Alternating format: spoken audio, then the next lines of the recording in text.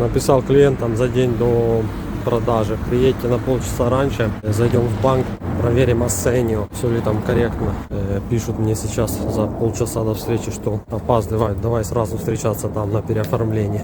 Типа проверять нечего, там все нормально, нормальная Ассению. Вот такие вот нюансы. Но я все равно иду в банк, сейчас напишу, что я их жду там.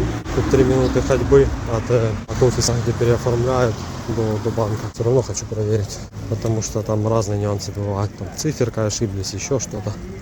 Потом они уехали, я остался с этим Ассенио. Если что-то не так, то можно им попу подтереть будет.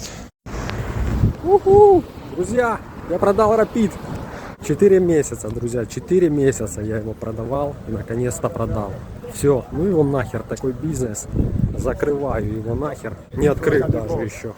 Я был к этому готов, потому что Tiguan я продавал вообще 6 месяцев. И вот на Rapid люди первые, одни единственные, которые пришли ее смотреть. Другие просто писали, там сбивали цену. Одни единственные, первые единственные, которые пришли ее посмотреть и забрали ее. 8700 сошлись на цене. Да, я уступил, потому что уже хочется двигаться вперед. Прошло 4 месяца, я себе дал 6 месяцев отсчет. Счетчик себе включал, кто помнит. Уже прошло 4. В общем, какие я для себя выводы сделал? 8, 9, 10 тысяч, это тоже крупная сумма даже для итальянцев. Поэтому не так просто продать машину по таким ценам. Нужно целиться на что-то подешевле. На какие-то лушпайки, на какие-то ведра. 1500-2000 евро. Ну и весь профит съедает переоформление и возня с документами, со страховкой. Поэтому без фирмы, конечно, это такое себе. Ну, какую-то 1000 все равно получилось заработать. Но с фирмой это было бы гораздо больше. Да, там, конечно, налоги платятся, но по-другому никак. Поэтому нужно как-то думать, с чем совместить, чтобы стартануть.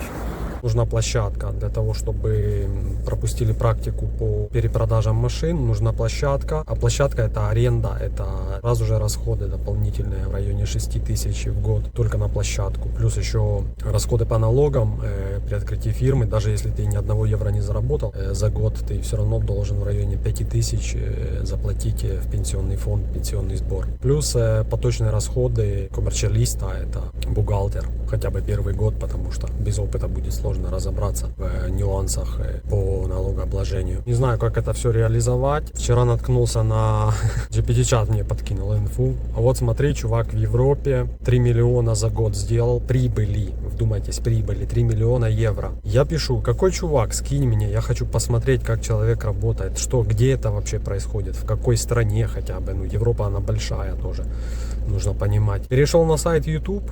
Вообще непонятно, где человек находится. Я так и не понял, с какой страны. Потом так приблизительно прикинул. Там он пишет 250 тысяч прибыли в месяц чистой.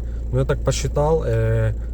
Еще он там количество машин пишет. Я все это посчитал. То есть в день он в среднем должен продавать 4 машины. И минимум на каждой поднимать 2000 чистого дохода. 4 машины. Я вот помню, я работал полгода в Kia в отделе продаж. И я помню, 4 машины в день. Если вот продается, их же потом надо и выдавать, эти машины. То есть это понятие консегния по-итальянски. Выдача.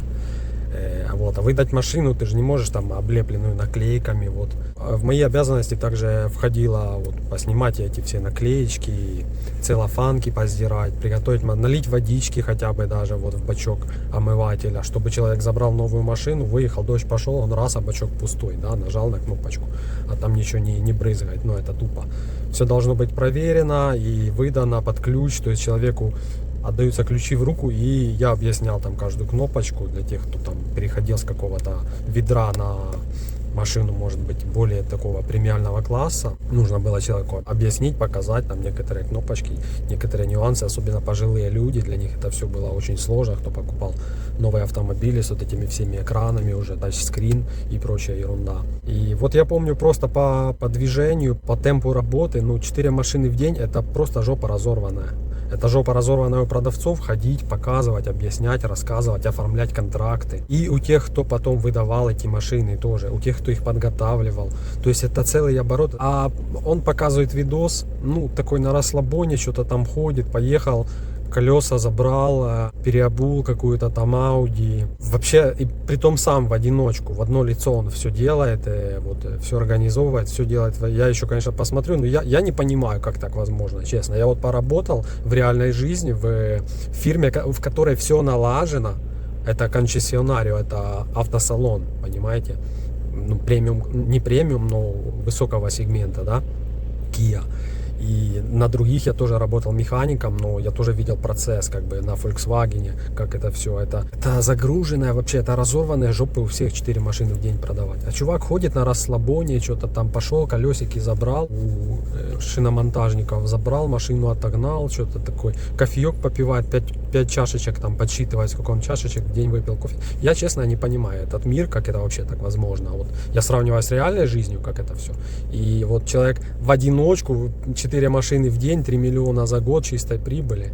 Короче, я не знаю, честно. Там, кстати, правда еще говорится, что он комьюнити создал какое-то по единомышленникам. И может это все на все комьюнити, может быть, такой объем продаж. Но 120 машин в месяц в одно лицо, это нереально. Это вообще нереальные цифры какие-то.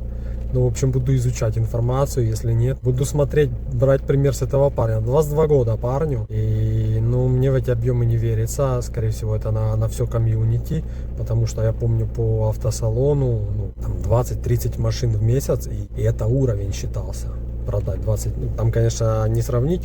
Но хотя там и новые, и старые считались машины. А у него только БУ, и все он все сам делает. Я одно видео посмотрел 10-минутное. 4-ю часть видео только о том, сколько он кофе выпил за день. И я не понимаю этот мир. Что я не так делаю. Очень интересно, как человек сделал 3 ляма за год.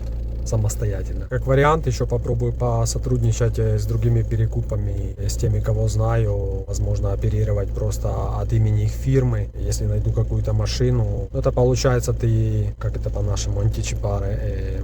Ты вкладываешь деньги, и получается, ну, как бы, не то чтобы в чужую фирму, да, ну, по сути, в чужую фирму, потому что машина не на меня будет оформляться, а на фирму этого моего знакомого перекупа. То есть, по сути, мои деньги, его документы, его фирма. По сути, я вкладываю деньги, но оформляется все на него. Есть своего рода риск тоже. То есть это либо должны быть хорошие знакомые. Ну и по сути тоже вот и я Tiguan продавал 6 месяцев. Ну понятно, это машины из разряда, скажем, дорогих, там от 8 тысяч и выше. Тот же самый Rapid 4 месяца продавался. Возможно, просто посмотреть какие-то лушпайки в районе 1500-2000 евро, чтобы, если рисковать, замораживать еще и не на свое имя, получается, машина. Во-первых, она должна стоять где-то у него там на площадке, потому что она будет не застрахована, на его фирму оформлена, значит у него там должна и находиться.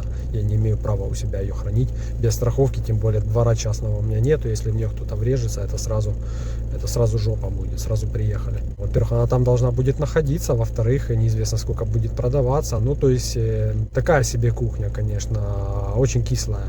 Очень постная, кислая вообще. Вот общаюсь с друзьями, которые в других странах живут, уже бизнесы поначинали. Сравниваю с Италией. Италия, наверное, самая тугая вообще из всех, наверное, существующих стран, где вот нужно приезжать и начинать свою активную деятельность какую-то частную. Потому что, ну, настолько все тупо и туго. Почему вот не сделать даже вот как в Норвегии, как в Польше? Перепродал машину. Просто сделайте на нее, допустим, если это больше 2 машин в год, чтобы человек просто платил налог, да? Но нет у человека фирмы там или площадки. Хорошо, перепродал, если что-то заработал, пусть заплатит налог и все.